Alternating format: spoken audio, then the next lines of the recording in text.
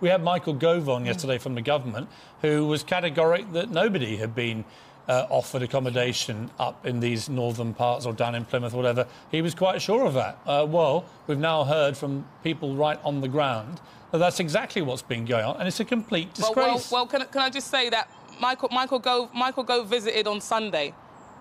The incident happened on Wednesday. It's purely not good enough. If he's got friends that are affected and are so close, why is it taking him several days to come down to the site and be there to support people? He doesn't even know his figures. He doesn't even know what's been put in hotels. As you said, there's 1% of these high-rises that have sprinklers. This must be someone's remit to check these sorts of things. Who's in charge? I'll tell you who should be in charge. I'd quite like to see you put in charge. We nominate you. You know, if the Kensington and Chelsea Borough Council have been so utterly useless. And where are these people? They're all... Where are they? I haven't seen any of these Kensington Borough Council. We saw that hopeless chairman. He popped up and now disappeared again. That's really, really key. One thing that's really, really key. One thing that's really, really key is, obviously, they've got these new people that are going to be taking over.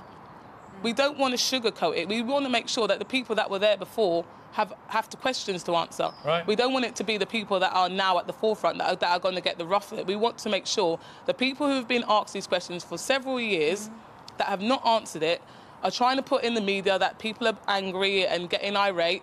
They've been asking these same questions for 2 years. It's not they're reacting after 2 or 3 days. They've been asking these questions not only for a few years, but now on top of it, they've lost loved ones. So we've been asking you, we've been raising these concerns. No one's been listening to us for a number of years, and now on top of it, this disaster has happened. Eartha. It is simply not good enough. It's almost like the straw on the camel's back, and they've had enough. Eartha, final question. The death toll has risen to 79 from this. I'm hearing from people who are familiar with Grenfell Tower that if you take the number of known survivors and you take the number of people that were likely to have been in the tower at 1 a.m, that the death toll has to be massively higher than this. What is your hearing on the ground?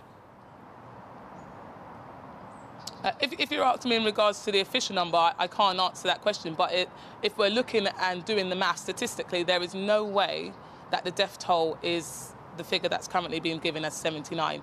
It is the most under, in regards to numbers, with this millennium amount of disasters, of fatalities that have been given out by the government. It is atrocity. There is definitely, we're going to be going into 3 figures.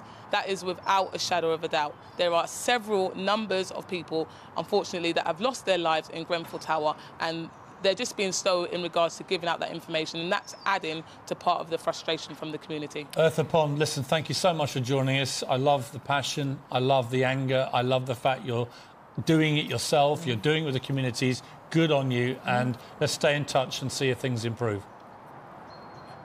Can I just say one last thing before I leave? Just a reminder that on Thursday there is that public meeting where there's going to be all the leaders from the community that have been on the ground day in, day out. I'm talking. We know we've got a Muslim community. People are fasting. They're out in the sun. You can tell by the weather. It is hard to be out here transitioning things. Thursday we invite the council. We invite a representative from all these main organisations to come and attend. Lancaster Road, 7 p.m. on Thursday. OK, thanks you, Eartha. I hope that people do attend that, and we appreciate you joining us.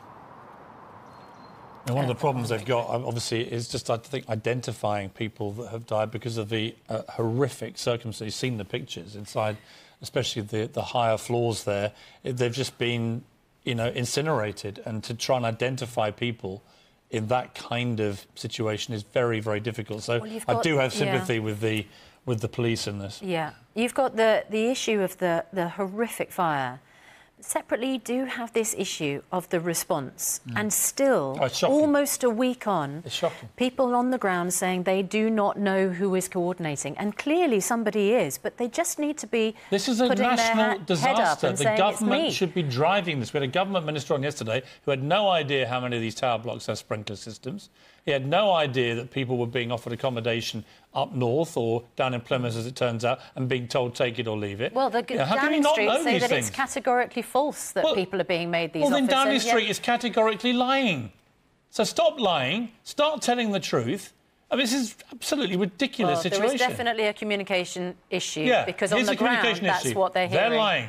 They're lying. Period.